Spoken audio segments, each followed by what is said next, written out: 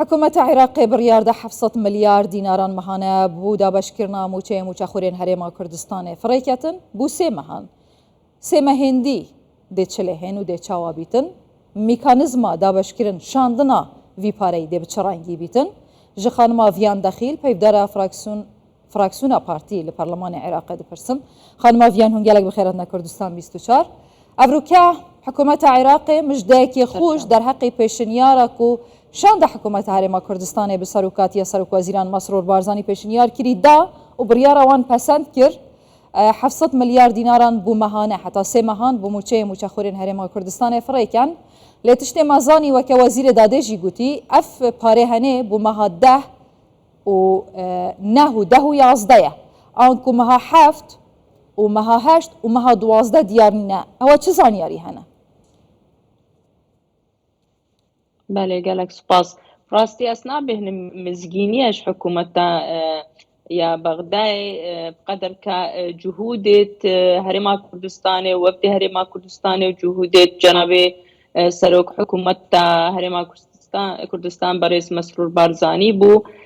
او چند او فتره بو به مسئله وفوتین بغداد جنابی خودی خو هاتا بغداد بو چار سرکردنا و کشه که گلک یا متعلقه بخلک ما بمچخورت هرما کردستانی که بغداد او فتره که پارنا هنری و او سیمها تقریبا رواتب نينا بو موظفات ما اب جهودت وفدت هرما كردستاني وجهودت جناب كاك مسرور ابو نتيجاوي كام قاشنا نوعا ما اتفاق كباش بوسي هيفا دي موشهينيرن وطبعا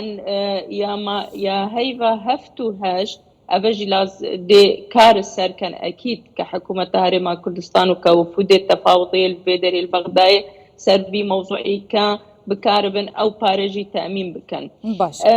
طبعا ابا دسبيكيكا بو بله خانم آویان از باورم بله بردام یبدا آخف ناخو کرم که بله ترتیبك دسبيكيكا بو اتفاقات سياسي كهات نكرن نوا حكومة بغداد حكومة هرما كردستاني كبردوام به یکیش خان خالد اساسی و کما گوت موچیت فرمانبرانیت کردستان گل گرینگ بو بتا تامین کرد. بله خانم آویان اف پاره فرید کت 700 میلیار دیناران بو سه هیوایا وزیر داده گود بو هیوا 9 و 10 و 11 توشید زانی هجتا موچه مها تموز و آبه موچخورین هرما کردستان ورنگرتیا ده چل چاره نویساوان هید و هیوا 12 جی بچرانگی نها حتى هيبا 12 افسي هيبا دي رواتب موظفات هرما كردستان اينا دانان بشتي هنجي هيبا 12 مسيمه هينا خلال بس بان سيمها اكيد دي هندك تشتي دي اينا يعني اتفاقين يعني هندك اتفاقات دي جيبن شو كأم بردوام من حكومة هرما كردستان وفوديت تفاوض بردوام تينا بغداد بو چار سار كردنا بانكيشي امزان اتفاق سياسية حكومة عراقي كهاتا تشكيل كرن بشتي او اتفاقات كنيفا حكومة هرما كردستان يان هرما كردستان بشكل عام وبغداد هاتا كرن بلام يعني هتانها بغداد عندك سياسة مداري بغداد باش تينجشتنا يعني تش فيدراليات يعني تش هرما هرم يعني تش اف نظام ديمقراطي كبشتي 2003 حتى نو بنظرك مركزيه سحكنا هندك تشتا برهندي حتى نو كما اف مشاكل هينا النفا بغداد وهرما كردستان باشا خانم آویان اكيد جناب هوا پیفدار فراکسیونا پارتیا هوا گل همی فراکسیون دیپیک و دست خدا ناف دست ایک و هوا شارکر بو ورگرتنا مافو شایستین موچخورین هرما کردستانه و اخیر جی نتیجه سرکفتن بو یا یک گرتن و هف گرتن هوا بس یالویره دهتا پرسیار کرن و بو موچخورین هرما کردستانه گرنگه هلبت یک گرتن هوا جی گرنگه لیا گرنگ بوان او پاره وانا موچه وانا کب کویتا بریکا وان بشن دبارا جیانا خوب بکن اون زانن وکی پیشین هاجی من آماجه کر موچه ما 7 و 8 خلکی ورنگرتی اوام منا وراستا حیوانه هجی در باس کر چه زانیاری لسروی هنه او جدي اتشار سركردن بطريقه كالقال طبعا اكيد وقت جناب سروك حكومه هرم كردستان بغداد افتشتا اكيد مراجعه كرينا القال حكومه عراقي وابجي دي حل كبرى بهنن كاتش تطبيقات عندك بنود اتفاقيا قرزيا بشكل اكيد تاكيدي ناهي لنهوصا بمشي وافاريان افرواتبت هرم موظفي هرم كردستاني نيتا دانان يعني في كل الاحوال جناب سروك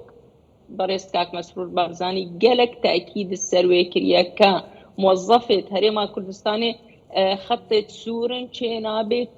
بچه طريقه تعامل يا مال بتكرن السر موچتوان كأفجيانا وانا بس هي براتب ورنا قلتينا جيانا كقلك زحمته بس متبي اس اشارتي بشتكي بدم راسته يكريزي مالي كرد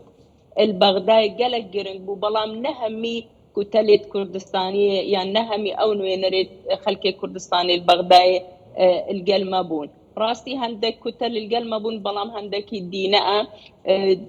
امنا بجن دجي في تشتي ساكنين بلام نت مساعد بون القلمة شبر هندي يكريزيا مالا كردي البغداد قوتك ابو هريما كردستان وام نوينريت خلكي كردستاني تراستقيننا مفروضة ام بهمي جهدي خو محاولة كان كحق بخلكي ابي دنجي خدا داما عمل البغداد تثبيت بكن باشه خانم آویان هند زانن اوه دو پیشنیار شان ده حکومت هرم کردستان به سروکاتی سروک وزیران مسرور بارزانی پیشکشی حکومت فدرال هر وها آلین سیاسی کرن پیشنیار کرد موده اوه بو شاندنا 800 میلیارا لداوی حکومت 700 میلیار پسند کرن لی پیشنیار دوم دریش هموار کرن وان برگه و مادهان ینکو تایبتن بپشک هرم کردستانه د بودجه گشتی عراق فدرال دست پیکا سال دهاتیان کو 2024-2025 خو 23 چو هیچ زمین سازی هیا بو هموار کرنا وان برگه و مادهان آیا امکان تدایا؟ سروك وزيران العراق برئيس محمد شيع السوداني قالك تأكيد السر وان خالط او خالط كرن كهاتنا توقيع كرن كهاتنا كما اتفاق كرن القل بغدايني بهري مو بغداي كبينا جيبا جيكرن طالما هندك لاين هينا عندك لاين هينا هتانها افتشتا تو هندك آوه و خود در باسی با دکتور ویان سلامت یاوت خوازم ام هندك در فتح بدانتت بین خوبستینه بله اگر باش بیان ها کرم هن بله هندك لاين هينا هتانها وكما أماجة بيكر هتانها موضوع دستوري عراقي موضوع فيدرالية موضوع ديمقراطية موضوع ككيانك يا نافيوي هريما كردستانية هتانها قالك استيعابي بتشتيناتن تين توقيعت كان السر عندك بنود واتفاقيات بشتي تشكيلة حكومتي وأبا أول جارنينا طبعا أمي جاروصات كان بشتي تشكيلة حكومتي أب اتفاقيات خورات كيشن جبال اتفاقياتها محمد شيع السوداني برئيس محمد شيع السوداني قال لك مصر السركة أو اتفاقة ككريال قال هريما كردستاني توقيع كرينا يعني أو اتفاقة جيب كان بلام هتانو كان خطوات قلق بطيء هينا تش موازنة تش اتفاقية شنغالية تش موضوع كركوكية تش موضوع مادة صدوشلا تش قانون نفط وغاز تش قانون محكمة اتحادية أبا هتانو كأبا صالة بهتج سر عمري حكومتي وهتانا هتشتهي وسنها تطبق بالعكس كان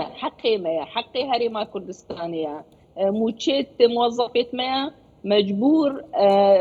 وفودة كردستاني سروكي حكومة بيت بغداد حتى عم بكارب عندك جبان حقي خو عم بسطينا أفتشينا بالسياسة دولتك كمفروضة دولتك ديمقراطية افتشتهمي لازم بين تشار سركرني باشا بديتنا من تدخله سركده يا بارتي ديمقراطي كردستان وجناب سروك مسرور بارزاني في لاينه دي قالك تشتا تسهيلته بله خانم ویان هەوادید جەنابی سەرۆک وەزیران گوتی ئەم ڕێ بە هیچ هەوڵێن نەزووک یەن ترسناکێن نیفچوومای نادەین کوڤێ ئارامی و ساقامگیریە هەرێما کوردستانی بکەنە ئارمانج و تێک بدەن. ئایا فراکسیونێن کوردستانیان جەنابی هەواژێ بەحەس کری و ڕۆژە پێنجشەمبیە مەدیت هەفگرتنێکی هەبوو هەرچ قاس وەکە هەون دەبێژن هەمووژی نەبن. چاوا دکارن بۆ هەمان ئارمانجێ لە پەرلەمانی عێراقی و فشاران لەسەر حکوومەتە عێراقی دروست بکەن حتاکو دژمنên کوردستانê نەگەهنە vê hedefê. همي تشتب قانون و بدستورة حتى أمس سر قانون ودستور بمشن يكك نكاري بيشتما هو غلط يعني ريل مبلغ راستا قلق دنك هينا الداخلي برلمان وجدر بي برلمان عراقي دنك خو بلنك بلام أذا ديتنا من أذا سربوشيك بو فشلت وان بلا بدالة هندد بحث هريما كردستاني كانوا استحقاقات ما كاستحقاقات الدستوري وقانونينا بلا بتشن بظانبن لا يعني وان تشاوانا بلا لبنير المحافظات تواني الجنوب كالشحالة كنا جاري لبنير فساد الدولة المؤسسات الدولة البان محافظات دي بتشكل كأبهمي تشتهي لاينا وهاتينا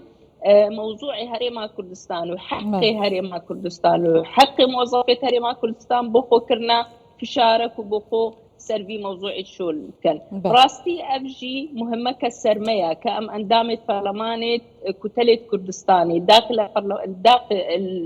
داخل برلمان عراقي كأم تركيز كان السر وان نقاط مهمة حساس ورن أبا استحقاقي ما دستور وقانون استحقاقي ما تشينا بخط سورة واستحقاقي واستحقاقي خلقي وهرن هون لبنيرن شونك خلقي ويبرشيا بخدمات بأمنة بأمانة وهلايا وهون هاتينا بوهندك مكاسبة حزبية مكاسبة انتخابي هون أبزخت السر هريما كردستان. باشا خانم ویان حکومت عراقی پیشنیار حکومت هريما كردستان بهنارتنا 700 مليار ديناران بو سه مهان پسند کر دمل دست دنگ هندك پارلمانتران جفراکسونین جدا درکت و حتی بحثت تومار کرنا سکالای کر برأيات أفي ده هيج تأثير أخوها بيجبركو داوي أف بارا قرة نخير بديت نعمل حتى قضاء أجر محايد به وتشي تسيسك حزبينا به وأمت متأكد إن خاصة بو هندك مسائل تشينا بقضاء تداخلي مسائل سياسي وحزبي بكد اتفاق أبا هندك أخطاء شيبون القانون موازنة لازمة بين شارة سركرن يعني تعديلات السر بتكرن أزبا ورنا كم أفهم ده أفخل كأفين وكتين بوهندك وكما قلتي مكاسب حزبي وسياسي وانتخابات مجالس محافظات البيشيامانة أبهندك زغطة يعني طيبة كيان آخفتنا كتكندا على بو خلقي خو بيشاندنها والله أم دفاع شوت كان هكا راستا واند في دفاع خلقي خب كان بربين لبنيرن كجري مشاريع توان أبيت نتشيبوين أنا مستشفى كان مدرسة كان شارع أنا أمنا أنا سقام جيري نتشتك المحافظات توانين محافظات عراقي بداخل وطبعا أم بتشتيد بيجن بلام أفجي مجالك نهي لاينا بو خلقك دي دفاع الوان بكان شونك أفا هاتينا كجهتك بس بو أو كدجمناتي هريما كردستان واستحقاق هريما كردستان كان خانم ویان حکومت هريما كردستان بردوام تکزیه لسر پاراستنا مافی مچخورین هريما كردستان اتکتن اف کشین کو بردوام حکومت عراق ولانین سیاسی بو هريما كردستان درت اخن برأيات بسردان هری دماهیا سرک وزیران مسرور بارزانی وشان دا پیرا جبو بغداد و 11 جوینین می دیگل هر سرکاتین عراق ولانین سیاسیین جداین شیعه و سنه کارین زمینه خوش بکن و پال پشتی و پشتوانیاوان به دست بخن بو چاره سرکرنا کشیان تأكيدي أبا يعني هاتنا جناب سروك حكومة هريما كردستان قلق يا جرينج بو وحلك على الأقل حلكي مؤقت ديد بو بيك شيكا متعلق برواتب موظفين هريما كردستان طبعا تصورها من يعني تشونكا أو سياسة نينا البغدادية دي جناب سروك وزيران دي ماندي بهند جار ديجي دي تشتو دي هشتا قانونا نفط وغاز البيشياميا هشتا قانونا مجلس اتحاد البيشياميا سياسة مدارة ميت كردستان ماندينا لقى العراقي چونك لازم حق هريما كردستان بيت تثبيت كرن أفجي قالك جهود جيرد بين باشا خانم ویان دنابر دست پرسکدن بکم یعنی جناب هواجی بحث کر یعنی کرد برای یاسا و دستوری اگر چجی بکن بکویتا چارچوبه یاسا و دستوری کس نکره بجده کردان هین حقن یان و شاش کر لیم دزانن حکومت عراق جناب هاش رازاتره یعنی زیدتر 8 سالان هون لپرلمان عراق یعنی نپابندی یاسا نپابندی دستور نپابندی ریکفتنان آیا حتی کنگی باوریا حکومت و خلکی هریما کردستان با آلیه بغدا بیتن لدر وی هیچ زخت و فشاره کدی هیا گلو یان جیتنی برای کفتن سیاسی هر تش سر دگیری تو تمام ام ولاتكين يعني عراق يك ولاته ام هريمكي مستقل الولاة عراقي وقت تشكيلة حكومة بردوامية عمليات سياسية ام شريكين بمؤسسة برهندي و ام بخو كهريمة كردستان ما استيعابا في موضوع كريا بانقلاب كريا كأم مفروض ولاتكي ديمقراطينا ما دستور هيا دستور هاتا تصويت كرن السر دستوري ملة عراقي همي افتشتا امزانين سياسة مدارة كردستاني يعني افتشتا النكوان قالكي جرينجا وظانن شاوا تثبيت كان بلا مشكلة البغداية چونك هندك سياسة مدارة وان هتانها استيعابا في موضوعنا كرينا هتانو كفكرة مركزية شولتن كبغدا عاصمة لازم او بتوزيع قارب كان او مسيطر من السلهمية تشتي وأبا عارضة القلقلك بنودي الدستوري شبر هندي سياسة مدارة ما دي زحمت كيشن حتى خلك بغداد يعني سياسة مدارة بغداد بقنوي استيعابي كفعلا أبا فيدرالية وقانونية فيدراليات وبنودية فيدراليات مختلفة السر كبشتي 2003 البغداد وبري وحكومات دي تشتكي مختلفة لازم في سياسة بيت التعامل كرن بلا منوكا حتى نوكا أبشاندا أم دائما باتفاقات السياسي شولي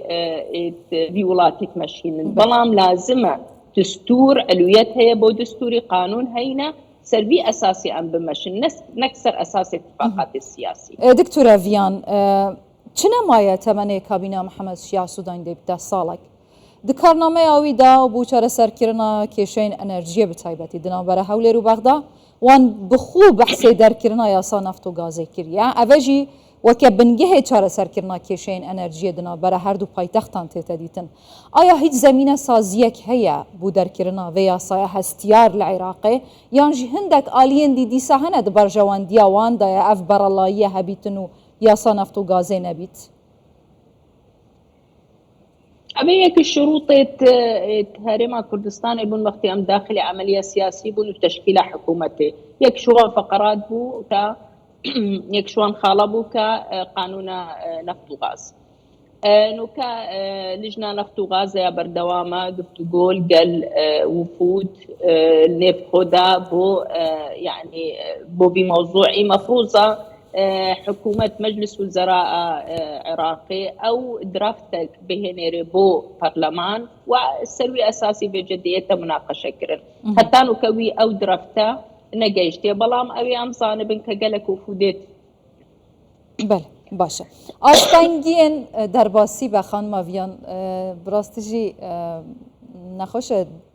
ببینم که تندرستی و تک دچه هیویدارم هون سلامت بن اگر بکاری دیگل ما بردام بی اری اگر نه ارس گلک سپاسیاتت کم بلا زیده ترتا نواستینم دکتور ویان دخیل پیدار فراکسیون پارتی تو هر هبی گلک سپاس